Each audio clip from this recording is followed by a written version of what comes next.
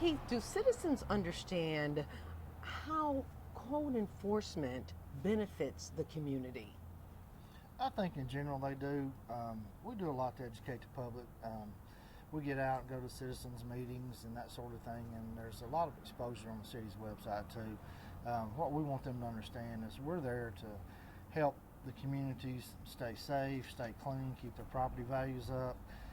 We're there to benefit them. We're not there to try to be intrusive in the neighborhoods, but there again, we do have to go in and try to make sure the neighborhoods stay clean, cuts down on the blight, cuts down on the crime, that sort of thing. So I think in general they do understand, but we do try to educate the public as much as possible.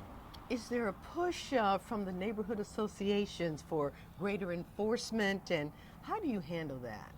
Well, there's always a push from the neighborhood associations, but that's what they do. They realize that there's strength in numbers, and they contact our offices frequently, but that's a good thing because they're right, there is strength in numbers. You know, we get out there, every time they call us, we go out and check the neighborhoods and try to make sure that we can meet their needs, and it helps to have extra eyes out there in the community, and they do a really good job. We have a lot of community associations, and they all really help us out there. So it's a benefit, isn't it? It really to is have a them. benefit. Well, who are these negligent owners? Well, for the most part, people that may not be educated on the code enforcement process or what the ordinances do, and the notices that we send out, they're just not familiar with them. But for the most part, it's usually a rental property owner or somebody that's could be an absentee landlord, somebody that lives out of state.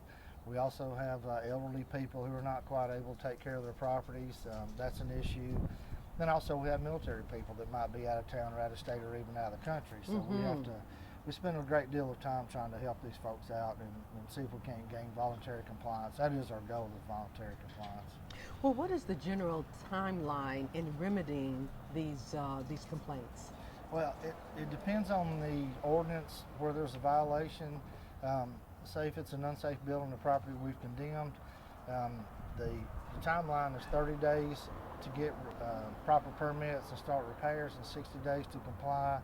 Then we have minimum standard housing code notice, that's a 120-day notice, and then for junk it's 30 days and grass it's 14 days. So it depends on the ordinance. It depends on the problem then, I guess. guess. It depends on the violation. Okay. Well, how can a resident report a situation if they see it? They can go onto the City of Huntsville website and go to the Huntsville Connect app, which you can download on your phone, or they can report it directly to our office, 256-427-5414. Okay. Thank you very much.